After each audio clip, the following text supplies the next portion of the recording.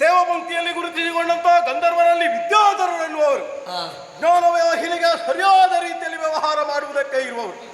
ವಿದ್ಯಾಧರನಾಗಿ ಚಂಪಕ ವಿದ್ಯಾಧರ ಎನ್ನುವ ಹಾಗೆ ಗಂಧರ್ವರಿಂದ ನೆಗಳತೆಯನ್ನು ಗಳಿಸಿಕೊಂಡವರು.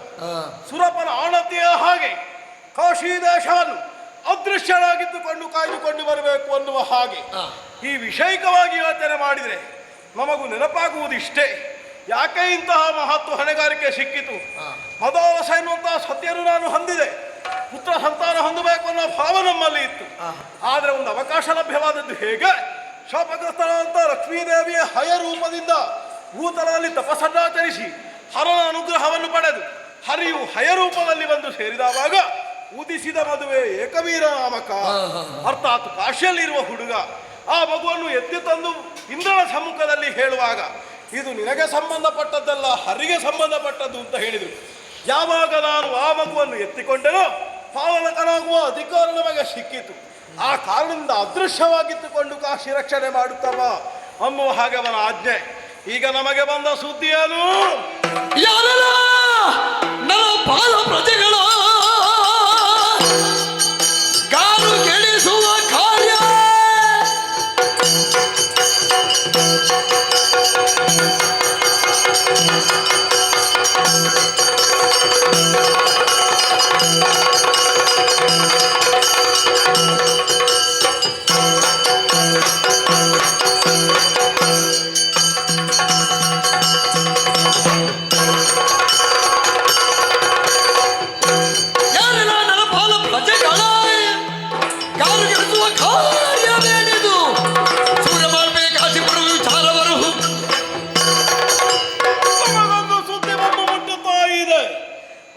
ರೈಪ್ಯಕ್ಕನ ಮೇಲೆ ಈಗಾಗಲೇ ದಾಳಿಯ ಸಾಗುತ್ತಾ ಇದ್ದಾರಂತೆ ವಡ್ರಾಧಿಪರಾದ ಪ್ರತಾಪ ರುದ್ರ.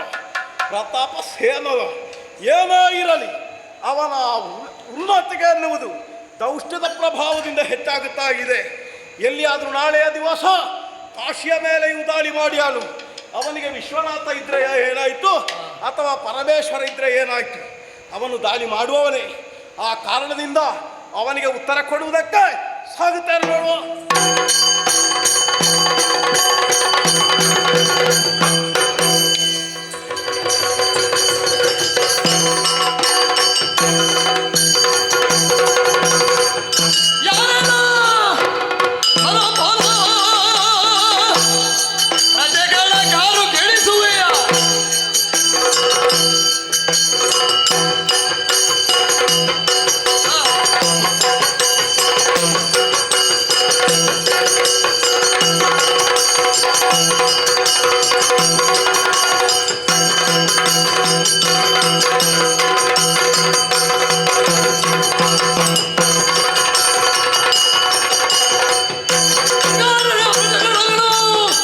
ಕಾರು ಗೆಲ್ಲಿಸುವ ಕಾರ್ಯ ಏನಿದು?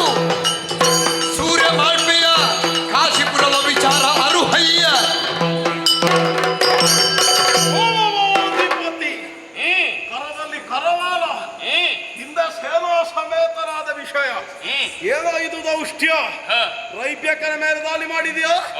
ಯಶಸ್ಸೇನನ್ನು ಕೊಂದೆಯಾ? ಪ್ರಜಾಮಂದಿಗೆ ಕಷ್ಟ ಕೊಟ್ಟಲೆ ಕೊಡುವ ನಿನ್ನನ್ನು ಕಂಬ ಗಂಧರ್ವನಾದ ಚಂಪಕ ವಿದ್ಯಾಧರ ಕೊಂದಿಗಳಾಗ್ತಾನೆ.